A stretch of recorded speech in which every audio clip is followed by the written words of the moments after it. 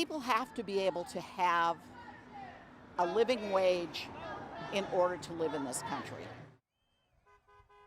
Unofficial end of summer, and this year, Labor Day across the United States is going back to its roots. The holiday deeply rooted in activism, and this year we saw that theme throughout the country. We saw echoes of the original Labor Day in 1882 when some 10,000 workers marched through New York City. Today, hundreds walk through towns like Corydon in southern Indiana.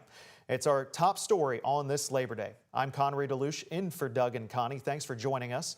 WHAS11's Alexandra Goldberg and senior photojournalist Alyssa Newton have their message.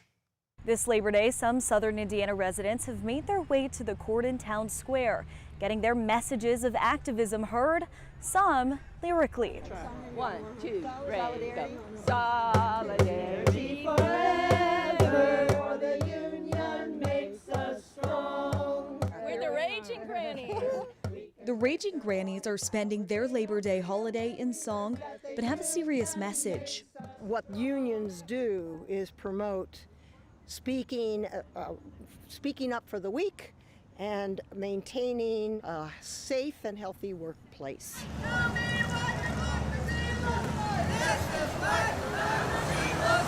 Lining the streets of Corydon, demonstrators held signs protesting actions taken by the current administration.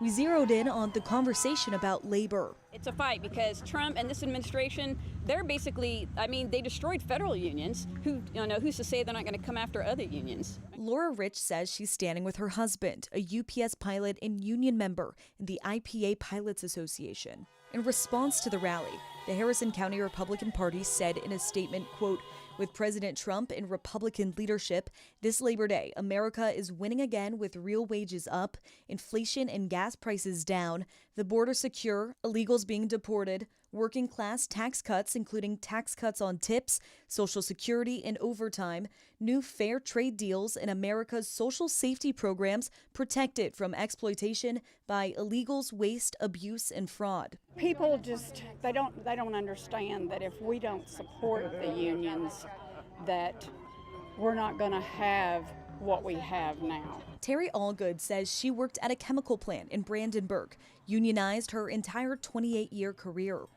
We wouldn't have the wages that we have, we wouldn't have paid holidays, we wouldn't have good insurance. Workers' rights are top of mind for them this Labor Day. Solidarity forever. For the Raging Grannies, a feeling they hope to describe in just a few words. Hopeful, optimism, anger, and that too. Yeah. In Corydon, Alexandra Goldberg, WHAS11 on your side.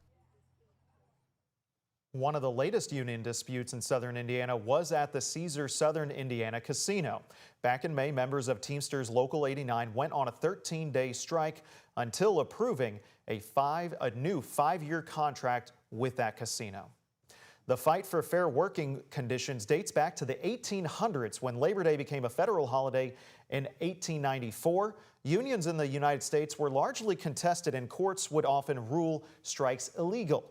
According to labor experts at Rutgers, workers' quality of life was declining as they transitioned from artisan to factory jobs, while factory owners' quality of life was just skyrocketing, according to those experts. A sentiment that we still hear in 2025.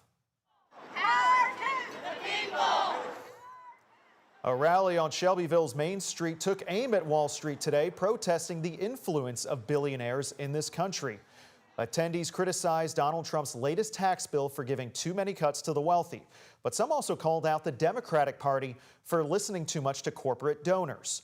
As our Ian Hartwitt found today, the next generations inspired people to come out this Labor Day.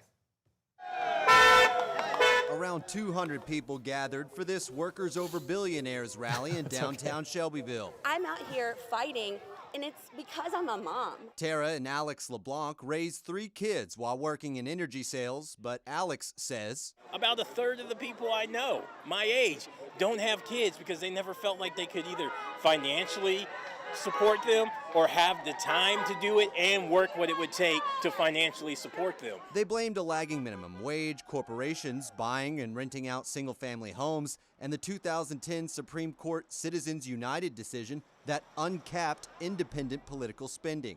We now have a flood of unlimited, untraceable, anonymous dark money into our political process. And still, the Democrats will not move away from their corporate backers. And on top of that influence, they worry about recently passed social safety cuts that came with Trump's tax cut bill this summer. Cutting programs like SNAP and Medicaid so that billionaires can have, their third house and wherever. According to the Kentucky Center for Economic Policy, the 60% of Kentuckians who make under $83,000 per year will see about 16% of the benefits of those tax cuts. Meanwhile, they find that the richest 20% of Kentuckians, those who make over $148,000 a year, will see about 64% of the benefits. Retired teacher Sarah Fernandez-Sheehy believes these priorities will keep her grandson in an overcrowded classroom. He had 36 children in his class here in Shelbyville. That's insane.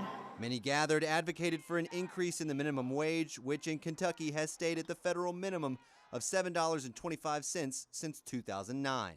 In Shelbyville, Ian Hardwick, WHAS11 on your side. According to the U.S. Federal Reserve, the wealthiest 1% of Americans are worth almost $50 trillion. That's about 12 times more than the $4 trillion in wealth held by the majority of Americans in the bottom 50%.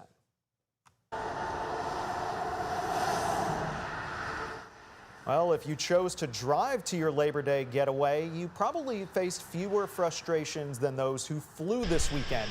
More than 17 million people traveled by air, according to TSA, the busiest Labor Day for air travel in 15 years. Yesterday, the FAA delayed and grounded hundreds of flights on Sunday at some of the nation's busiest airports due to weather and air traffic control staffing issues. AAA says most travelers make the mistake of leaving too late to get back home. If where you live, schools are back in session, you're going to have school traffic mixed in with some travelers. Luckily, the worst travel time for today is behind us. You should have smooth sailing if you hit the road tonight. A lot of people might be keeping an eye on that forecast to see when exactly to leave tonight, Mallory. Yeah, thankfully we do have quiet weather all across the area this evening, but once we head into tomorrow, that's when rain chances will return for us. However, big picture view of the region, you can see some scattered showers through the plains, maybe a few severe thunderstorms, it looks like around Oklahoma, the Panhandle there into Kansas. Thankfully, no major severe weather threats for today and no tropical threats either. Zooming in to the Commonwealth, you can see just a few of these isolated showers, maybe a couple of thunder showers in the southeastern corner of the state. All is looking quiet through southern Indiana. So here at home, a pretty quiet afternoon and evening in progress, and temperatures still remaining pleasant, getting a little bit closer to climate normals after we've had a cooler than normal stretch for the last week or two. 85 currently in Louisville, 89 down in Bowling Green, 84 in Lexington. You can tell it's cooler down in Somerset thanks to those rain showers and cloud cover that's been around there today. Back here at home, your hourly planner looking nice. Temperatures in the 80s will drop into the 70s around sunset and eventually continue to cool into the 60s overnight. We're expecting mostly clear to partly cloudy skies, some 50s outside of Louisville by early tomorrow morning. And then for your Tuesday, we are expecting partly sunny skies. Temperatures will return to the 80s. So we have those high temperatures in the low to mid 80s tomorrow afternoon with a storm chance possible.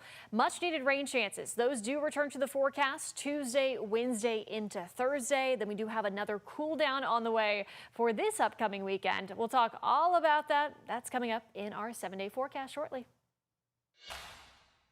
We have an update for you on this morning's crash that happened on the Gene Snyder Highway. LMPD has confirmed one child has died. Their mother plus another driver are facing charges. This was the scene from Trimark cameras early this morning. The Gene Snyder shut down for most of rush hour this morning. LMPD says they responded to the crash around 2:30 a.m. At first, officers reported it as a single vehicle crash, only finding a silver Jeep on scene. But now they've learned the Jeep and an SUV were traveling north on I-265 toward New Cut Road when the SUV hit the Jeep from behind. The Jeep rolled over and crashed in the median. The Jeep was driven by Jasmine Simpson, according to police. Her infant and her 12-year-old child were also in the car. The infant was found still in the car seat under the Jeep. The 12-year-old died at the scene. Simpson is now facing charges of wanton endangerment for not securing her kids in their seatbelts. 34-year-old Ronaldo James Gill is charged with murder and driving under the influence. 2 people are dead following a multi-vehicle crash this weekend. Police say it happened Sunday morning on Dixie Highway near Valley Station.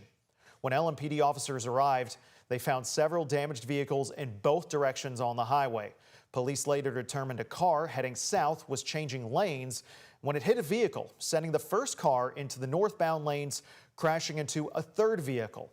Officers say 4 total vehicles were involved. The driver of the first car later hit a utility pole and died at the scene. LMPD says the driver of the third vehicle was in critical condition after the crash, but died later at the hospital. The 3 other people involved are expected to survive. LMPD says no charges have been filed at this time. The first phase of a major interstate project begins on Wednesday. Construction on I-65 will have direct impacts on commute times and local businesses, especially in the old Louisville neighborhood. Several streets will be closed for the next 2 years. You'll see closures on South Brook Street and Kentucky Street, as well as Hill Street and Burnett Avenue until spring 2027, so that crews can repair bridges along I-65. For a better look at this map, head over to WHAS11.com.